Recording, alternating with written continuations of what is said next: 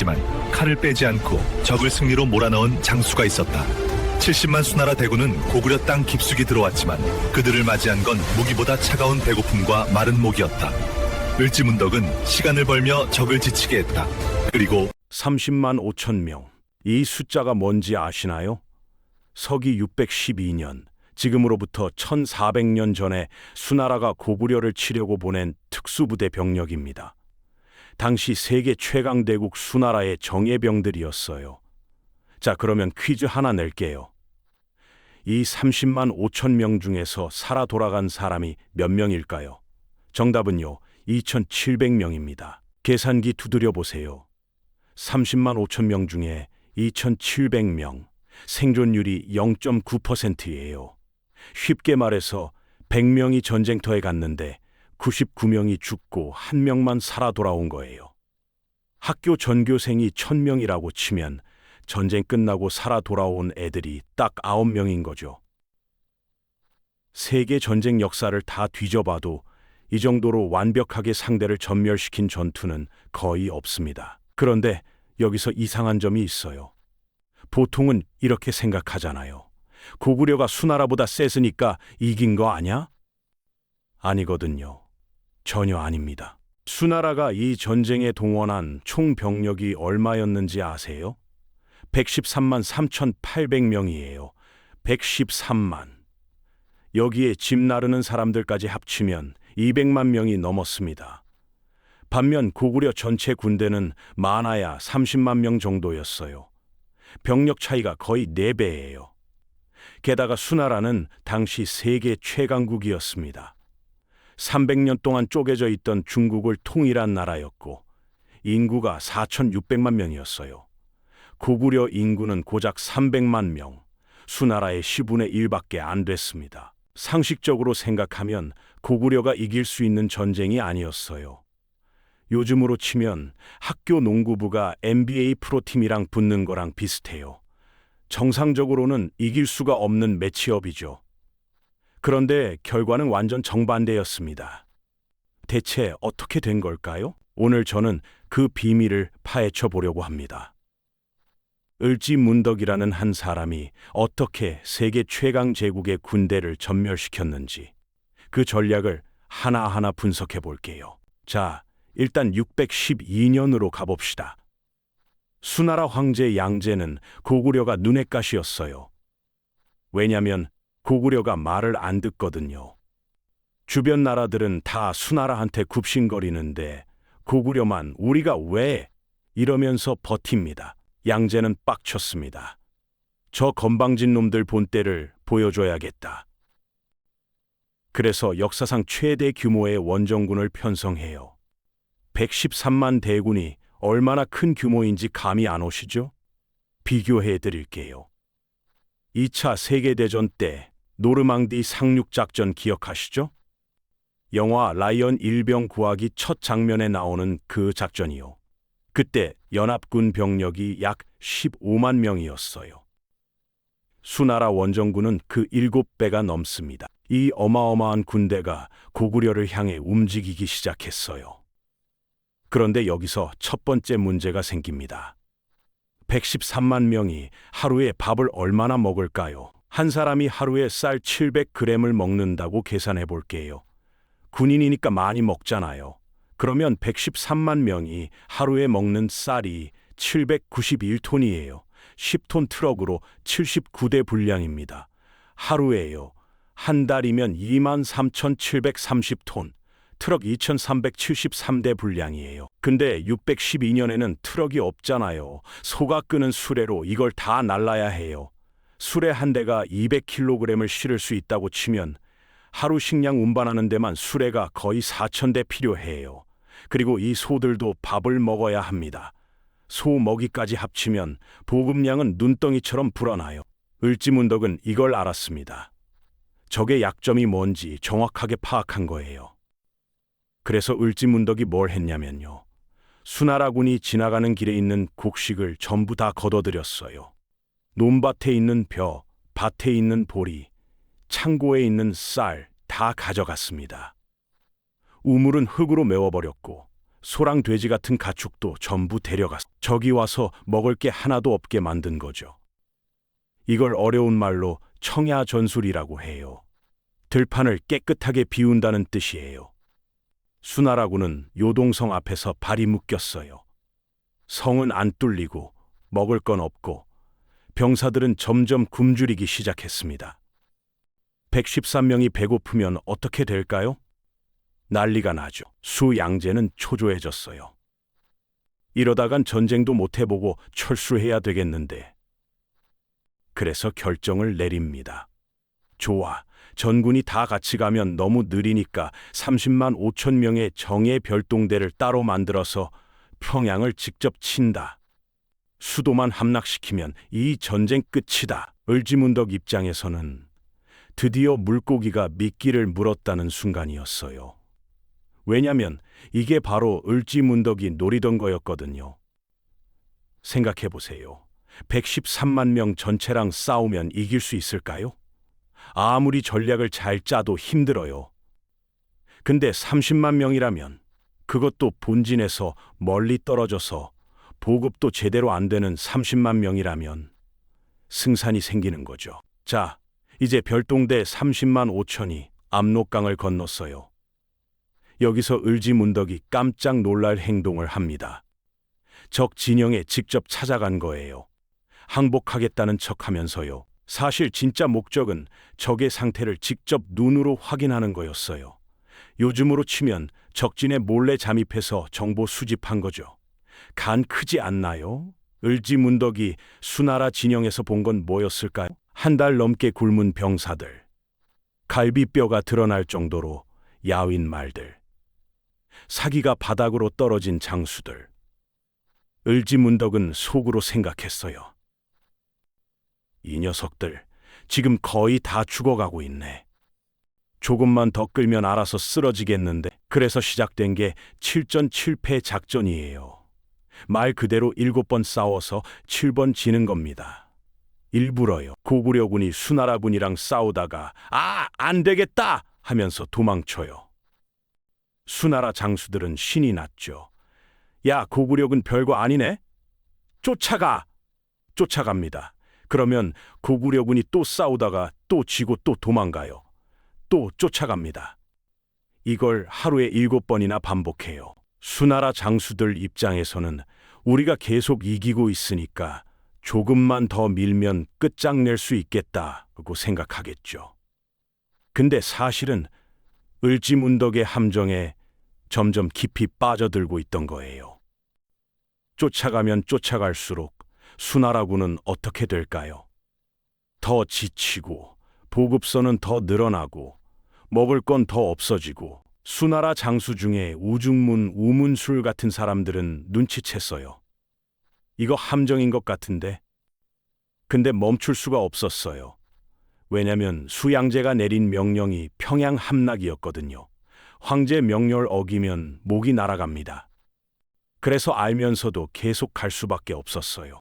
결국 수나라 별동대는 평양성 삼심리 앞까지 도착했어요. 삼심리면 약 12km예요. 서울에서 과천 정도 거리죠. 근데 막상 와보니까 상황이 안 좋은 거예요. 평양성 성벽은 엄청 높고 튼튼하고 우리 병사들은 굶어서 힘도 없고 본진에서 보급품이 올 기미도 없고. 장수들이 모여서 회의를 했어요. 우문술이 말합니다. 이대로 성을 공격하면 우리가 다 죽어. 철수하자. 결국 철수 결정이 내려집니다. 을지문덕이 기다리던 순간이었어요. 그런데 여기서 을지문덕이 한 가지 더 놀라운 일을 해요.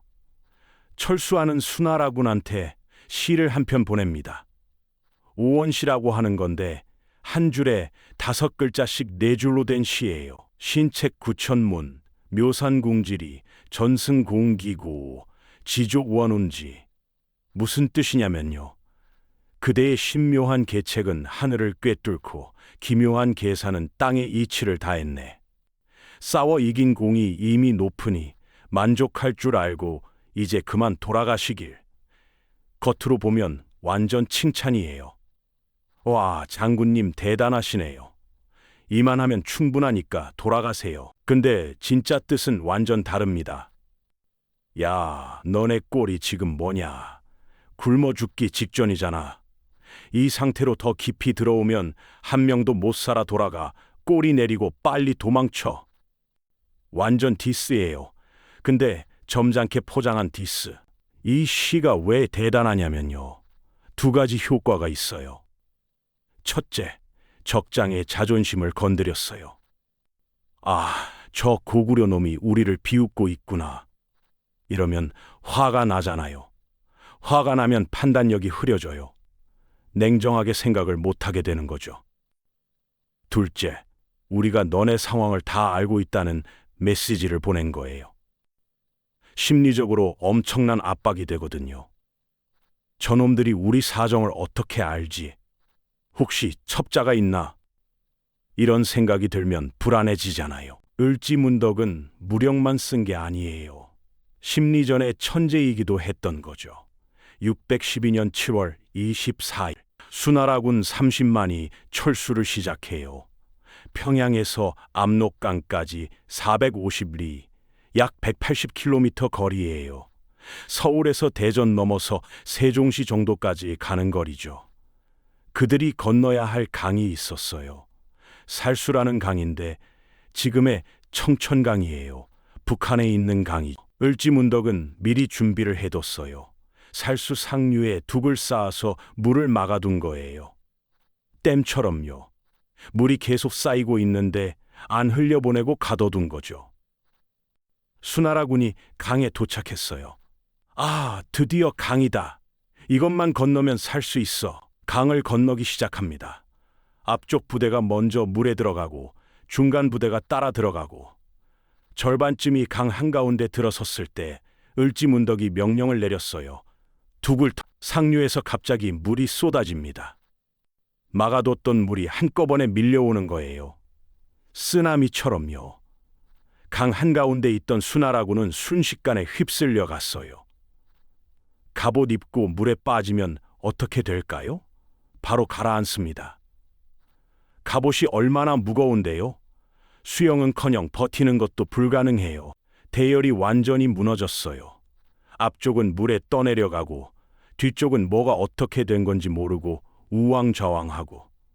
이때 고구려 기병이 돌격합니다. 물에 젖어서 움직일 수도 없는 보병들, 공포에 질려서 뭘 어떻게 해야 할지 모르는 기병들. 수나라군은 제대로 된 저항 한번 못하고 무너져 내렸어요. 살아남은 병사들은 미친 듯이 도망쳤어요. 역사 기록에 보면 하루 만에 450리를 달렸다고 해요. 180km를요. 이게 얼마나 미친 거리냐면 마라톤 풀코스가 42.195km거든요. 하루에 마라톤을 4번 넘게 뛴 거예요. 인간의 체력으로는 불가능한 거리입니다. 그만큼 공포에 질려 있었다는 거죠. 뒤도 안 돌아보고 그냥 죽어라 뛰었던 거예요. 결과가 어떻게 됐을까요? 30만 5천 명 중에서 살아서 압록강을 건넌 병사가 2,700명, 생존율 0.9%, 99%가 죽었습니다. 세계 전쟁 역사에서 이 정도 전멸은 거의 찾아보기 힘들어요. 한니발 장군이 로마군을 박살낸 칸나이 전투 아시죠? 그 전투도 선멸률이 70% 정도였어요. 살수 대첩은 99%입니다. 차원이 다른 거죠. 자, 그러면 여기서 한번 생각해 봅시다. 만약 을지문덕이 없었으면 어떻게 됐을까요? 아마 수나라 113만 대군이 그냥 쭉 밀고 내려왔을 거예요. 고구려 30만으로는 정면 대결에서 버틸 수가 없었어요. 평양이 함락되고 고구려는 멸망했겠죠. 그러면 동아시아 역사가 완전히 고구려가 없어지면 백제랑 신라도 수나라한테 먹히게 돼요. 한반도 전체가 중국의 직접 지배를 받게 되는 거죠. 지금 우리가 아는 한국이라는 나라 자체가 존재하지 않았을 수도 있어요. 을지문덕은 단순히 전쟁에서 이긴 게 아니에요. 한민족의 역사 자체를 지킨 겁니다. 그리고 살수 대첩의 영향은 여기서 끝나지 않았어요. 수양제는 이 패배가 너무 분해서 고구려 원정을 또 합니다. 613년에 한 번, 614년에 또 한 번, 총 3번을 쳐들어왔어요. 근데 전부 다 실패했어요. 이 무리한 원정 때문에 수나라 백성들이 폭발해버립니다. 전쟁 나갈 군인 뽑고 세금 걷고 물자 징발하고 백성들 입장에서는 이게 뭐 하는 짓이야? 싶었겠죠. 결국 곳곳에서 반란이 터져요. 수양제는 618년에 부하한테 살해당하고 수나라는 멸망함. 수나라가 중국을 통일하고 몇 년이나 유지했는지 아세요? 겨우 38년이에요. 그 짧은 시간 중에 상당 부분이 고구려 원정 때문에 깎여나간 거예요. 세계 최강 제국을 무너뜨린 거죠. 을지문덕이요. 을지문덕의 전략을 한마디로 정리하면 이래요. 싸우지 않고 청야전술로 적의 보급을 끊었어요. 7전 7패로 적을 깊숙이 유인했어요. 시 한편으로 심리전을 펼쳤어요. 그리고 마지막에 살수에서 단 한 번의 결정타를 날렸어요. 113만 대군 전체랑 싸운 게 아니에요. 가장 지치고 가장 깊이 들어온 30만만 상대한 거예요. 그것도 정면 승부가 아니라 물과 지형을 이용해서. 손자병법에 이런 말이 있어요. 100번 싸워서 100번 이기는 게 최고가 아니다. 싸우지 않고 이기는 게 최고다. 을지문덕은 이걸 완벽하게 실행한 겁니다. 교과서적인 전략이에요. 1400년이 지난 지금도 군사학교에서 이 전투를 가르칠 정도예요. 612년 살수 30만 5천 명의 수나라군이 이 강을 건너다가 전멸했습니다. 그들을 죽인 건 고구려의 칼이 아니었어요. 굶주림, 지침, 공포, 그리고 물이었죠. 을지문덕은 단 한 번의 정면 전투도 하지 않고 세계 최강 제국의 군대를 전멸시켰습니다. 1400년이 지난 지금 우리는 그의 이름을 기억해요. 그리고 그의 전략은 여전히 약자가 강자를 이기는 교과서로 전쟁사에 남아 있습니다. 전쟁에서 가장 중요한 건 병력의 숫자가 아니에요. 언제, 어디서 어떻게 싸울지를 결정하는 겁니다. 을지문덕은 그걸 알았어요. 여러분, 오늘 영상 재미있게 보셨나요? 이런 역사 이야기가 더 궁금하시다면 구독과 좋아요 부탁드려요. 알림 설정까지 해주시면 새 영상이 올라올 때마다 바로 알림을 받으실 수 있습니다. 그럼 다음 영상